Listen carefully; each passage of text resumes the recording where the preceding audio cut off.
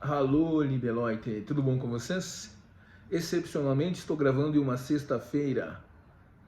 Esse tempo ajuda, né? Eu tô com um pouco de preguiça hoje, então estou procrastinando alguns compromissos profissionais, mas eu recupero depois.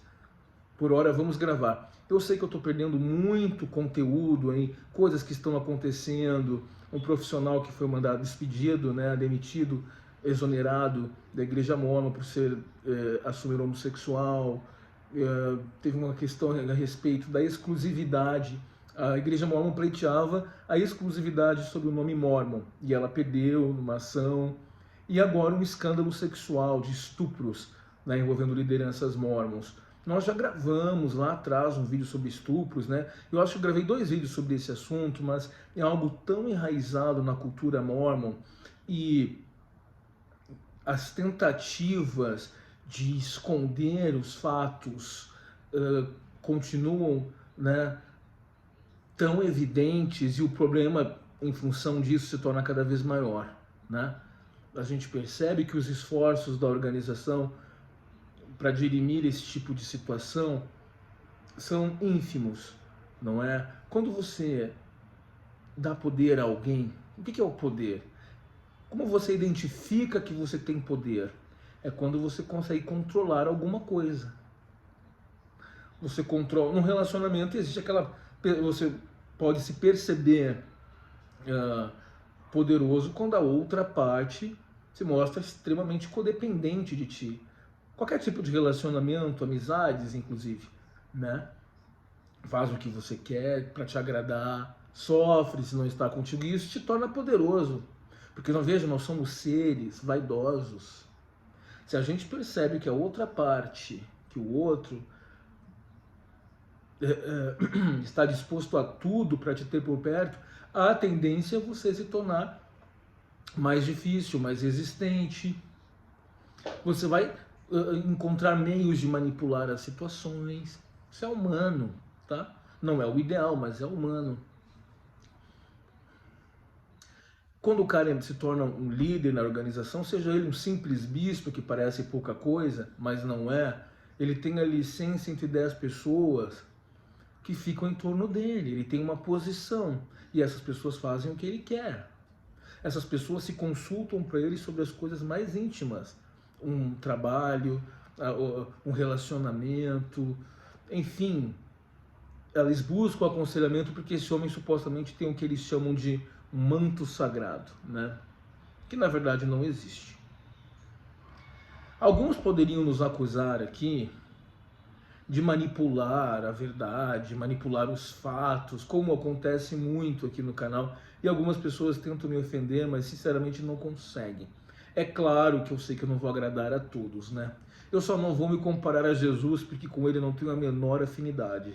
Nada contra ele, tá? Ele não foi ele que ensinou muitas das atrocidades que constam ali naquele livro chamado Bíblia, que é considerado sagrado por muitos de vocês, que aliás não foram estudar ainda a história desse livro, quando ele começou a ser compilado, quando os textos começaram a ser organizados pela Igreja Católica Romana, né?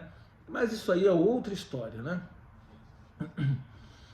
Mas eu pessoalmente gosto de saber a origem, a procedência de tudo. Eu não, né? Ah, isso aqui é agradável para mim, isso agrada o meu emocional e o meu intelecto, então está ótimo. Eu paro de investigar agora e me contento com isso. Eu não quero essa paz. Eu não quero a paz que vem da preguiça. A paz que surge dessa preguiça de insistir em busca das respostas. Eu não quero, eu não estou buscando a paz, né? Eu sou um ser dotado de razão. Se sou dotado de razão, para alguma coisa a natureza criou isso, né? Nos concedeu esse dom para termos crítica, né? Não foi a religião que colaborou para a evolução do homem, foi a ciência, foi a crítica, a razão crítica. Se você pensar em Immanuel Kant, por exemplo, as enormes colaborações que ele trouxe, inclusive para o direito, né? Porque a filosofia é muito importante para o direito, né? Sem raciocinar, sem crítica, sem critério, você não filtra nada. Você faz o que mandarem você fazer. É algo que acontece com muita gente, em vários aspectos da vida. Essas acusações são infundadas porque, veja bem, você pode ter a sua verdade sobre o que quiser. A partir do instante em que você tenta impor essa verdade é que nós temos um problema. Nós temos um problema porque você não respeita a verdade do outro. Nada contra quem quer seguir a Bíblia, quem quer ler o livro dos Mormons, pior ainda, mas é a minha visão. Eu acho aquilo um lixo. Acho não, tenho convicção plena. Mas é uma convicção plena que vem dos fatos, da análise fria e crua dos fatos. Você dirá, certo, mas os fatos podem ser manipulados por quem conta com o intuito de encaixar na sua teoria, na sua visão das coisas. De fato, realmente, concordo contigo.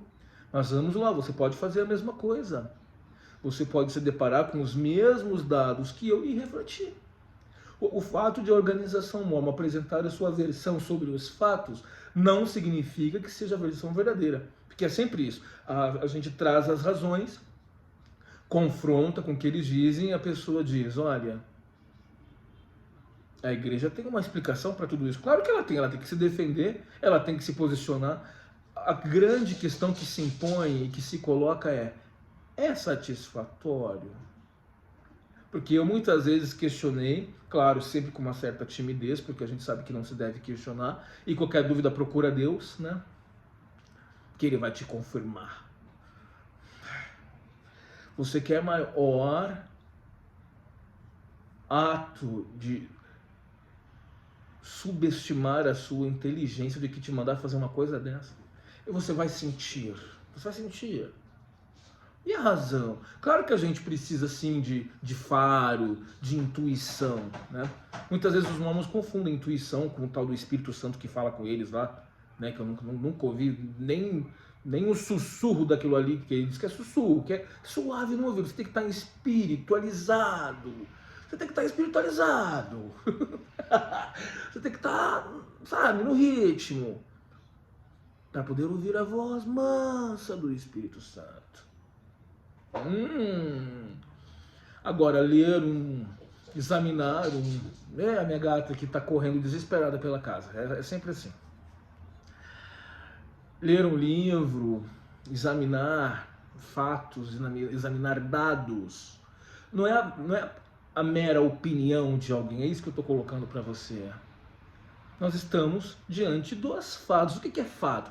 É aquilo que não se contesta. Ok, as pessoas podem apresentar diferentes versões dos fatos. Isso acontece o tempo todo, num tribunal, por exemplo, numa briga de casal, numa briga de vizinhos, pontos de vista que as pessoas têm sobre política, as pessoas vão tentando, porque faz parte das técnicas de retórica também, né? O ideal é que você se aproxime da verdade, examinando os fatos, escutando as diferentes versões. Porque se você se cercar apenas de uma versão, é claro que você vai acreditar nela, é evidente. E de tanto insistir em acreditar numa coisa, acredite, você acaba aceitando aquilo como verdade. Isso é um fenômeno cerebral, psíquico. A ciência explica, de tanto colocar na tua cara. Isso é lavagem cerebral, gente. Quando você vê, você está acreditando. E aí tem um outro efeito aí. Quando você começa a mandar para o teu cérebro a mensagem de que você não acredita mais, ele entra em pane. Ele vai precisar de tempo para se adaptar agora, porque há muita conexão ali de coisas que estão relacionadas a essa crença. Então, se isso não é mais assim, aquele outro desdobramento que partiu dessa crença também não é mais, vai ter que corrigir todo. É como se você tivesse, é como um efeito dominó de crenças que vão se entrelaçando e que precisam ser desembaraçadas. Tá me acompanhando? Tá me acompanhando? E isso leva tempo. Eu levei muito tempo para desprogramar, né? E olha, estudar faz bem, né? Não é para você usar isso para questionar ninguém em sua fé. Deixa ele lá. Tá feliz lá que fique. O importante é como você está. Portanto, não procede o argumento de que eu também me convenci de que eu tenho, de que eu estou certo, porque eu acho que eu estou certo, porque eu acredito que eu estou certo. Não. Eu baseio em fatos. Né? Há muita coisa que eles dizem que eles trazem aqui como resposta, mas não respondem nada. É engraçado porque eles falam tanto do diabo, tanto, né? É muito louco, porque eles só falam disso. Deus é maravilhoso, né? Deus é maravilhoso. Vai viver com Deus. Como é a vida com Deus? Por que que eles não falam? Eu já escutei na organização Mormon, vou trazer essa citação, vou encontrar, se alguém aqui souber quem disse isso, acredito que não vai ser difícil de descobrir, que se as pessoas soubessem como é maravilhoso viver com Deus, haveria ondas de suicídio. As pessoas iriam suicidar-se porque desesperadamente para encontrar com o Criador. Como que uma liderança diz uma coisa dessa? Nós não estamos aqui para trilhar um caminho. Você imagina o efeito disso na cabeça das pessoas? E isso é falado com entusiasmo. Isso é pregado com entusiasmo. Oh, como é? Gente, o que vocês estão buscando? A vida é isso aí mesmo. A vida é esse caos. Nós é que estamos aqui tentando organizar. Porque a raça humana, me desculpe você, ela torna as coisas muito difíceis. Ainda não entendemos que é necessário que todos vivam bem. Ainda que existam ricos, ainda que existam milionários, mas é necessário que não haja miséria, é necessário que haja mais igualdade. E parece-me que há um gene, parece-me, aqui estou opinando, aqui não estou falando de ciência. Veja a diferença. Que nós temos um gene, né, autodestrutivo. Nós temos mesmo, nós temos isso na gente. Na verdade, essa parte é comprovada. Você tem um instinto de sobrevivência, um instinto de morte em você. Né? E isso se extrapola, isso não circunscreve apenas ao indivíduo em seu interior, isso extrapola a esfera do indivíduo, isso vai para o outro, né? No coletivo. É por isso que nós temos esse cenário geopolítico hoje, que eu não sei, eu não entendo, né? As pessoas vão vivendo como se nada fosse acontecer. E eu já vejo que nós estamos na iminência de um conflito bélico em grande escala. Eu estou acompanhando. Eu estou vendo as movimentações na China com relação à ilha de Taiwan. Eu estou vendo a Europa se armando novamente. Eu estou vendo a Suécia e a Finlândia querendo entrar para a OTAN. A Finlândia tem uma fronteira com a Rússia de mais de 1.000 quilômetros. E o Putin ameaçou. E aí? Eu estou vendo um mundo cada vez mais caótico, né? A questão do aquecimento global, que é clara, nítida para todos, vai haver, gente, grandes deslocamentos maciços de massa de pessoas por conta das mudanças climáticas. Nós vamos ter muitas pandemias nesse século, tá aí a tal dos macacos, né? Varíola dos macacos. Olha, nem que saímos de uma, essa é menor e tal, mas vai vir coisas aí, gente. Né? E já previam alguns escritores voltados a ficção científica que o futuro seria isso. Então, há uma revista, por exemplo, uma ilustração que eu vi italiana dos anos 60, se não estou equivocado, mas é fácil de encontrar. As pessoas em carros aéreos, né? Aquele Admirável Mundo Novo do Aldous Huxley e tal. Aquela história, né, do Isaac Asimov, do George Orwell, né, quando falou do Big Brother, né, o planeta controlado, vigiado, que a gente já vive isso. Esse capitalismo de vigilância, que foi cunhado por uma filósofa também renomada, que nós somos vigiados pelas redes sociais, isso é uma realidade, né?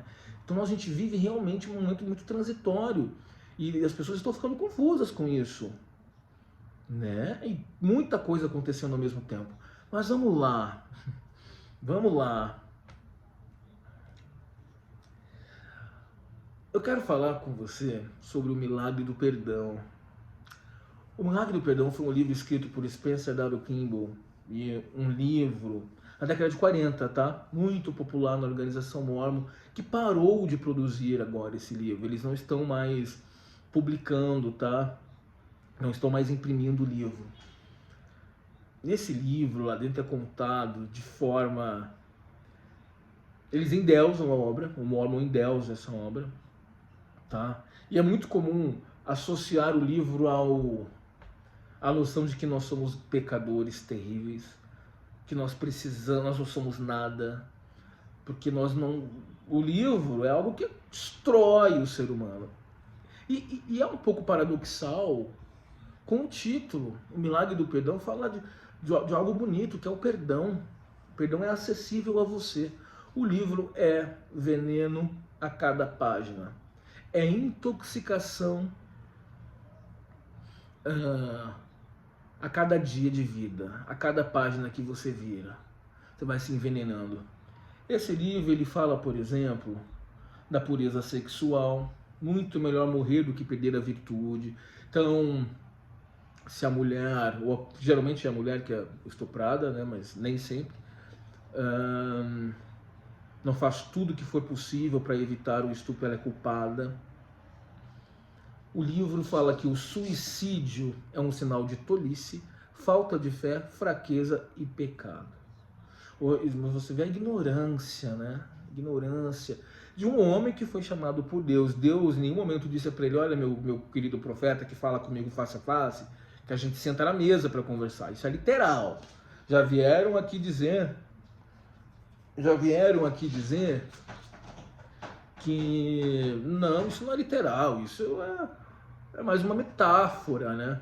Então, se isso é metafórico, se Deus não fala com os profetas que seguiram, atual chamados de profeta, então também ele não apareceu para Joseph Smith, então também não foi literal, porque a igreja mormon ensina que Joseph Smith foi um profeta de Deus, que viu Jesus o Pai em carne e osso, tá? Isso é inédito, né? Isso é inédito. Porque na Bíblia há relato, né? E fulano, acho que foi Moisés, sei lá, alguém lá, não, desculpe, não sou exegeta, né? Não sou expert na Bíblia, em Bíblia, porque alguém viu, mas não fala Deus, não está lá. Não está lá tipificado, né, colocado explicitamente Deus em carne e osso. Ele viu. Né? De acordo com Joe Delaney, esse é um dos livros mais prejudiciais já publicados pela Igreja Mormon. Ela ensina que a masturbação leva a homossexualidade. Então tá todo mundo ferrado, né? Bom, a não ser que você nunca tenha se masturbado, aí já é outra história. E, aliás, seria interessante se alguém nos comentários, ou até mesmo lá no meu Instagram, sei lá, mensagem privada, por e-mail, me falar só, nunca me masturbei. Pode ser homem, pode ser mulher, tá? Aliás, há dados, números aí também que apontam que mulheres acessam conteúdo pornográfico, que se masturbam sim, isso é bobagem, isso é uma besteira, né? Claro, gente, se não for uma compulsão absurda, né? O que é patológico? É aquilo que vem com excesso, né? Ela tá na rua, precisa se masturbar porque viu alguma coisa, né? De uma maneira que agrida o outro e que te agrida, que te frustre também. Tá no trabalho, precisa se masturbar desesperadamente porque não sei o que, pode custar o seu trabalho, a sua paz. Aí já é outra coisa. Essa é uma compulsão. Nós somos seres compulsivos em muita coisa. Tudo pode levar a compulsão. Qual é a tua compulsão? Por alimento? Por trabalho? Workaholic? Por fofoca? Compulsão por falar da vida dos outros? Gosto também. Gosto, não vou negar não. Entretanto, não sou compulsivo. Prefiro cuidar da minha vida. Por isso que me mantenho ocupado até. Né?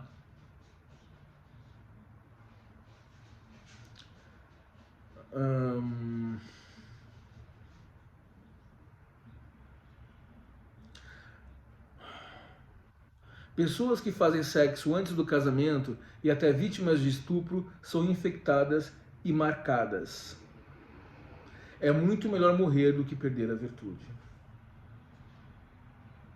Portanto, se você estiver num carro em movimento, você está no teu carro, você é mulher, vamos colocar esse exemplo. Você está dirigindo um cara e entra no teu carro. O carro está em movimento, ele toma o volante de ti, começa a dirigir, não sei, te ataca, começa a te despir ali mesmo, correto, segundo esse livro. O que está dito no livro me permite essa extensão, esse exemplo, essa exemplificação. Então você se atira na rodovia mesmo, Porque é melhor você morrer ali do que ser estuprada, para não perder a sua virtude. Que situação, hein? Fato é, gente, que o livro então deixou... Ah, aqui tem uma declaração do filho do autor, o Kimball Edward L. Kimball. O Milagre foi um livro mais sobre o pecado e arrependimento do que perdão. Enfim, o cara acreditou que ele tinha autoridade para definir o que é certo e o que é errado na vida das pessoas, ensinou atrocidades, e é claro que isso se reflete nas práticas dessa organização até hoje. Essa organização até hoje se cala diante de casos de estupros. Será o nosso próximo vídeo, que tá essa celeuma toda aí, porque saiu na mídia toda, né? Mas eu não vou adiantar nada sobre esse vídeo, porque vai ser o próximo. E tá enraizado na cultura, né? A discriminação, né? Como eles escondem fatos, como eles manipulam a história.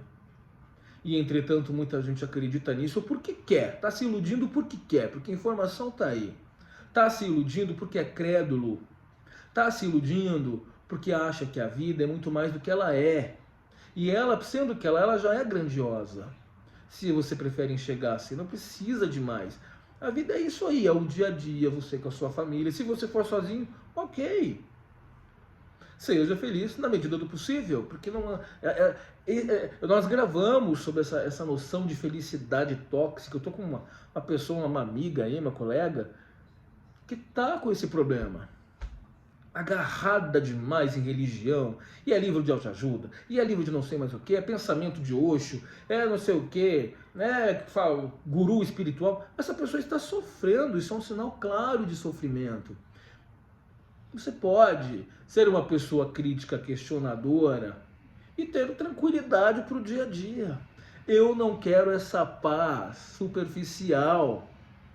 Porque no final das contas, essas pessoas dizem que têm todas as respostas, estão agarradas desesperadamente em religiões e em gurus, mas são pessoas que não têm nenhum tipo de paz interna.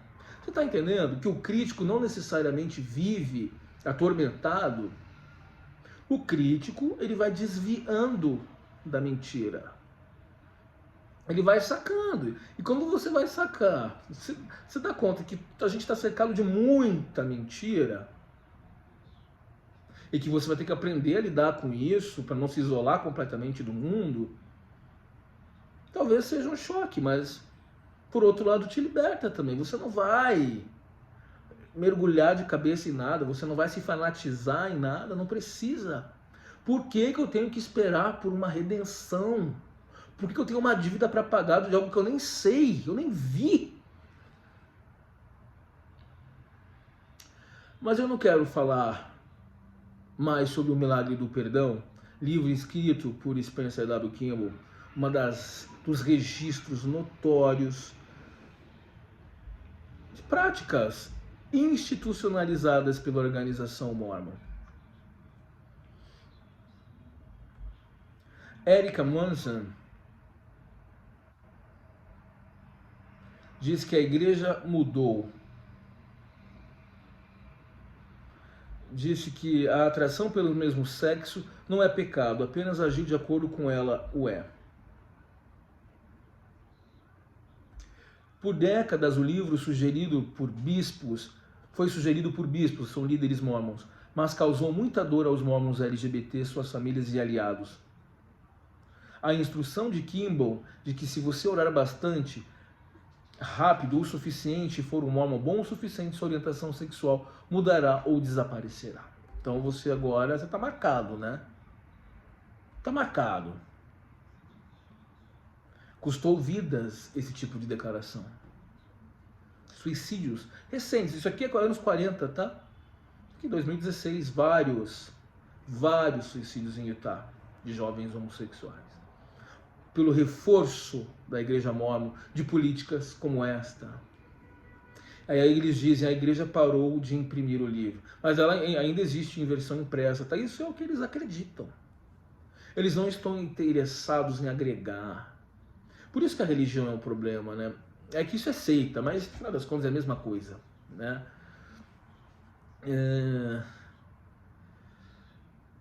Ela não agrega as pessoas. Ela divide, ela separa. Ela rotula as pessoas. Ela colabora para esse estigma do ser humano, né? E ainda você carrega essa bigorna pesadíssima nas costas para ser salvo, porque Deus tem que te salvar, porque você tem que morar com Deus, sei lá, nesse céu. Aí o que vai ter nesse céu de tão bom, né? Mas permita-me falar um pouco algo até mais ameno do que isso, sobre o perdão que você pode conceder a si próprio. Sobre o perdão que você pode conceder a alguém que você gosta muito, que eventualmente te magoou e que fez com que você carregasse dores lancinantes, excruciantes durante anos na sua vida. Aqui você fala alguém que guarda mágoas. Não é que seja errado, te fez mal, você fica chateado. Agora vamos separar isso, que não é, eu não quero falar do perdão bíblico, porque eu não acredito naquilo ali. Isso foi Jesus que ensinou, correto? Quantas vezes devo perdoar? 70 vezes 70, se eu estiver errado, me corrijam. Ou alguém muito próximo a ele, eu acredito.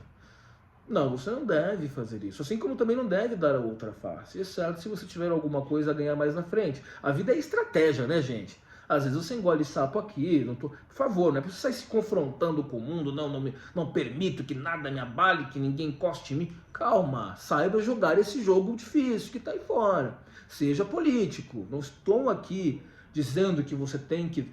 Calma, é o que eu estou dizendo.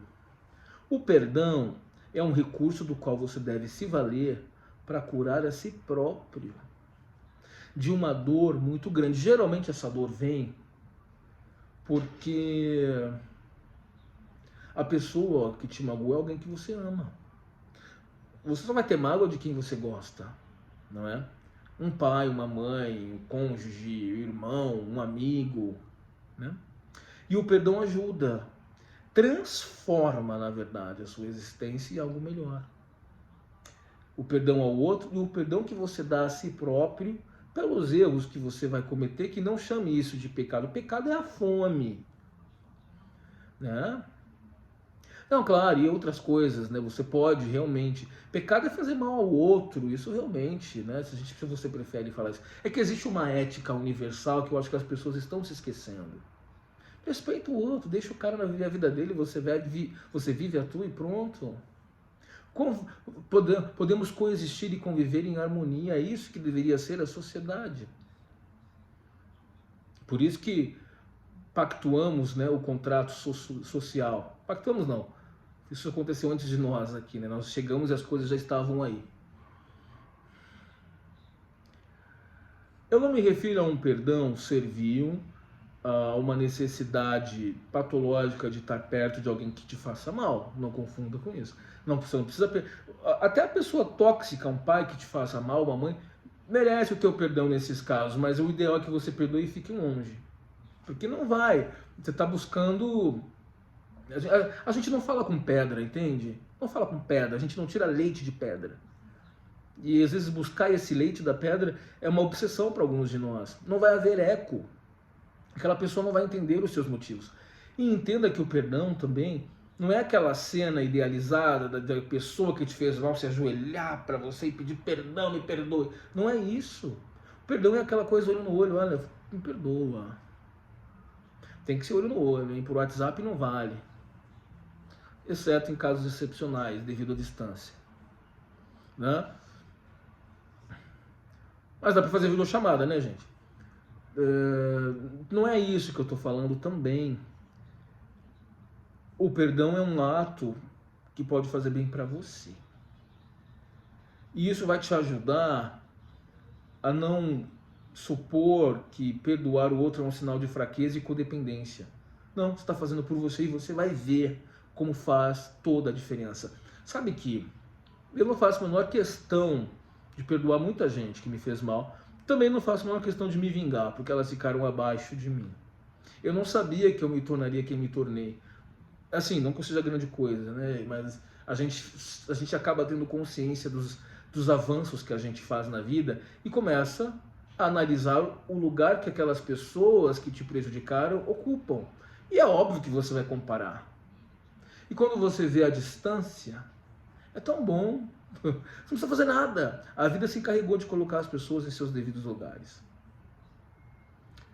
Mas aconteceu um fato. Eu lembro que quando eu fui reencontrar com meu pai, após muitos anos, eu contei para vocês, né? Muitos anos afastados, eu estava na faculdade de Direito ainda, não sei o quê. E eu encontrei com um tio, que foi uma pessoa que me fez muito mal. Eu tenho 1,85 de altura, né? 84 na verdade. É razoável, uma altura razoável. Alta que tem acima de 1,90 m, 2 metros, né? Uma estatura média. Mas eu demorei para crescer, sabe? Eu era franzino, pequenininho. E é engraçado que esse tio me perseguia muito, né? Ele tinha o filho dele, então eu não tinha pai ali presente, né? Então quando nós nos encontrávamos, íamos para casa dele, que ele era o único da família que tinha uma condição socioeconômica melhor, o que não significa que era boa, mas na minha cabeça era, né? Porque a minha situação era muito, eu era classe E, eu fui classe E, classe E, por isso que eu me incomodo quando eu vejo um classe C indo lá falar que é filho de taxista, né? Falar que a vida dele é muito difícil. Eu teria inveja da sua vida. Eu teria inveja do passado, da vida que você tem sendo filho de taxista. Você não sabe que é ser pobre, meu filho. E talvez nem eu soubesse, não sei. Eu escutei histórias assim, né, de pessoas que realmente, né, que vieram de lugares mais difíceis, né, onde a sobrevivência é pior ainda no Nordeste, que comiam cacto, né? Eu acho que essas pessoas eram mais pobres do que eu, né? Mas enfim, ele era um classe média, era taxista inclusive era taxista, e exercia certas atividades ilícitas, né? Das quais minha mãe não tomava parte, por isso que ela sempre nos mantinha afastados. E foi um mérito dela, sem dúvida alguma.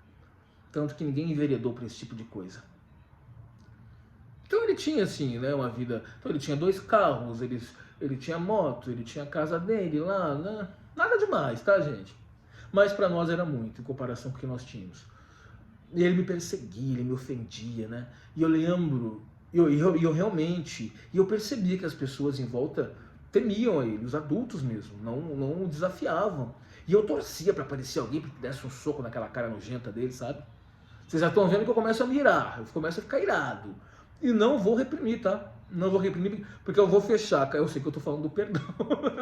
Mas calma, você vai entender. Calma, gente, não tô sendo contraditório.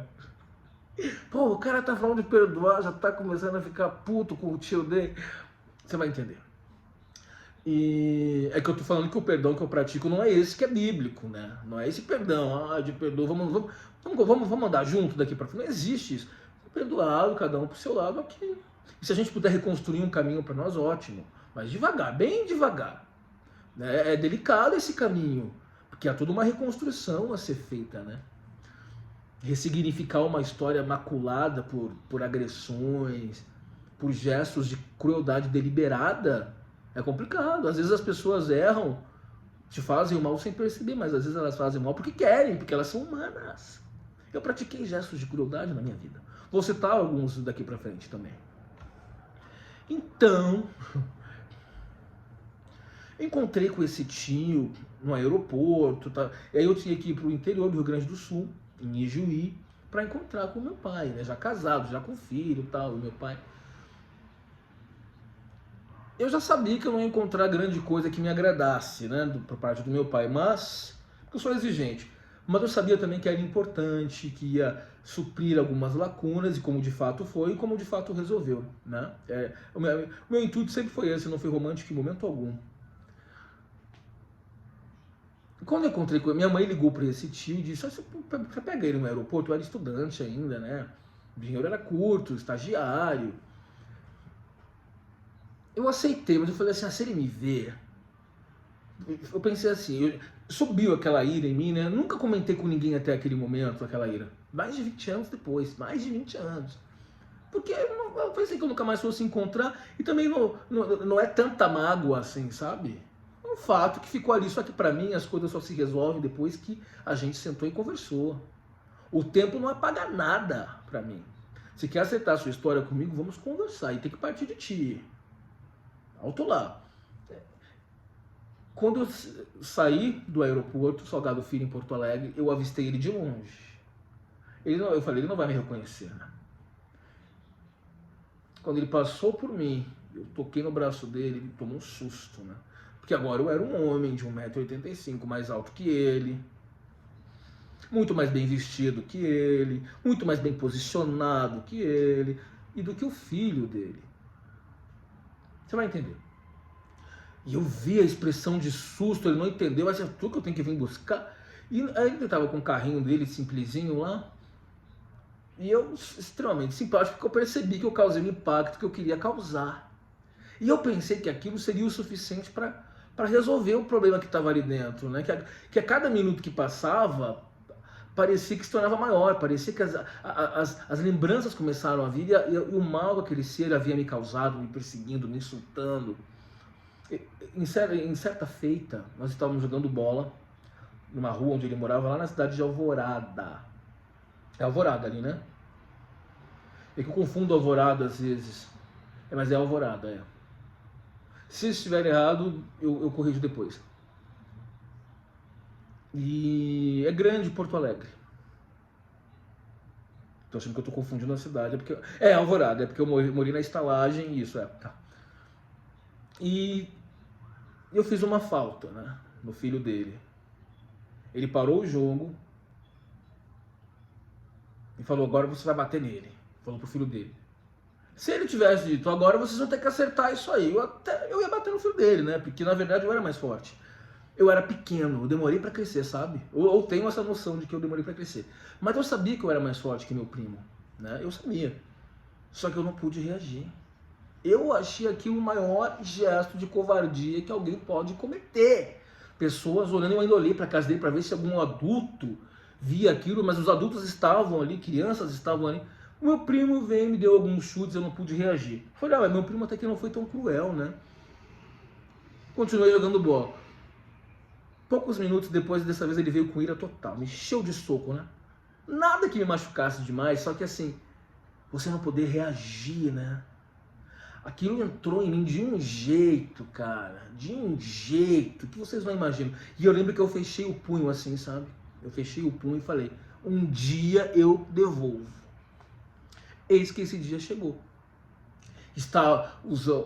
Vamos lá, vamos avançar aí na roda da vida, né?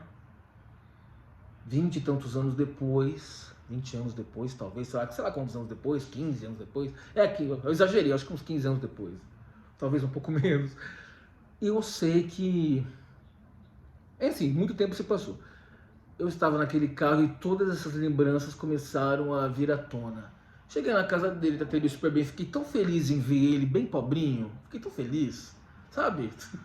Fiquei feliz.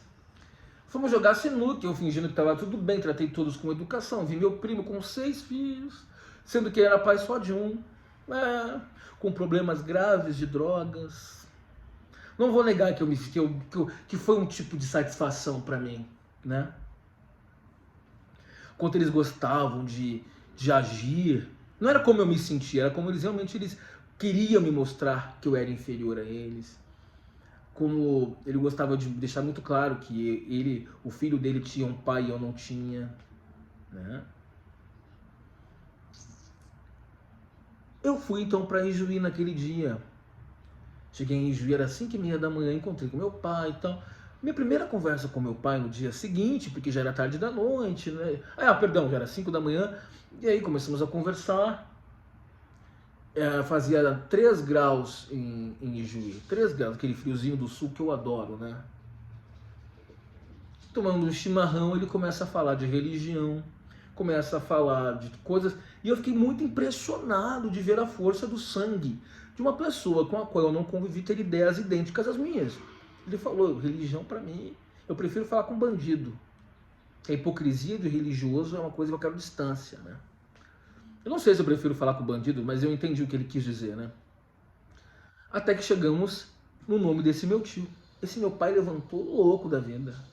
Eu quero acabar com esse cara, porque há não sei quantos anos ele me fez isso, não sei o quê. E o meu tio ligou lá, inclusive. Meu pai falou, ô fulano, águas passadas, né? Década se passou, isso aí é outra coisa.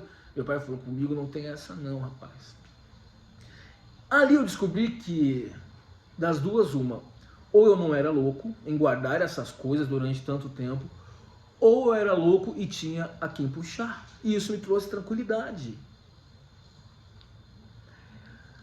Muito bem, voltei para São Paulo, estabeleci o contato com meu pai, criaram um grupo de família. E esse meu tio estava ali. Eu odeio esses grupos, eu tenho ódio desses grupos, né? Não gosto. É muita falsidade, é muita hipocrisia, né? Não gosto, realmente não gosto.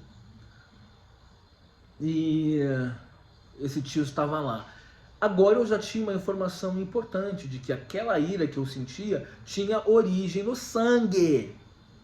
E agora, portanto, ele tinha que responder pelo que ele me fez. Mas não deu outra. Não deu outra. Quando eu vi que estavam todos ali no grupo conversando, eu soltei, mandei um áudio, rapaz.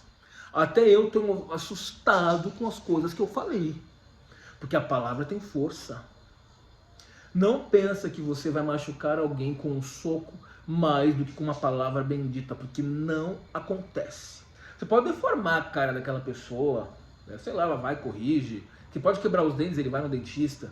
Agora, uma palavra dita, ali, aquilo ali penetra no âmago, no interior do ser. Aquilo ali não sai mais. E eu sei que foi um escândalo, foi uma debandada, todo mundo saiu do grupo, as pessoas chocadas. Aí uma tia minha entrou em contato, falou, adorei o que você fez, porque ele vive me espetando, me sangrando também. Minha mãe no dia seguinte veio falar comigo. E aí depois ela falou assim, mas você sabe que depois que você falou, ele me agrediu uma vez também, inclusive. Minha mãe disse, sabe que depois que você falou, eu me lembrei das crueldades que ele fazia comigo? No final das contas, todos ficaram do meu lado. Claro, ficaram porque hoje eu sou a pessoa mais importante ali do contexto, mais instruída. Se eu não fosse, é claro que teriam se voltado contra mim. Tudo tem a ver com o lugar que você ocupa. Isso é importante. A tua fala tem a ver com o que as pessoas pensam de você, se você é relevante para falar aquilo. Se você é um coitado se posicionando, não... Bom, isso eu aprendi com o professor Clóvis de Barros Filho. Depois eu conto que o vídeo está longuíssimo já. E ali eu lavei a minha alma. Eu sério pra você, assim, depois daquilo ali eu pensei, agora estamos zerados. Se ele quisesse retomar, conversar comigo, ele nunca me procurou, né? Ficou chocado, assustado, não se posicionou. Minha tia, esposa dele, me ligou, falou, mas que histórias são essas, rapaz? Que é isso? Mas, né? Aí eu falei mal do filho deles, né? Falei, eu não tô, eu tô aqui, né? Ela falou, mas você não devia ter falado do meu filho daquele jeito. Falei, pois é, mas ninguém pensou na minha dor. E agora? Como é que eu faço? Isso é um caso, eu não dependo dessas pessoas para nada, eu não tenho carinho por essas pessoas, eu não tenho... Então, eu não vou guardar mágoa. O que eu tinha era raiva. Eu acredito, minha convicção, tá? Que eu fiz a coisa certa. Ali eu lavei minha alma. As pessoas precisam responder pelo que elas fazem. Mágoa é outra coisa. Mágoa é aquela pessoa que você ama, que te causou dor, é ressentimento, né? Você ama demais aquela pessoa. Esta pessoa, você precisa exercer o perdão por ela e por você. Entendeu que eu não estou sendo contraditório, mas estou divergindo da instrução bíblica de que você tem que perdoar 70 vezes 70, divide por 2, eleva ao quadrado. Não. Não a minha visão. Você pode acreditar no que você quiser. Beijo, me liga. O vídeo ficou longuíssimo. A gente se fala em breve. Tchau, tchau.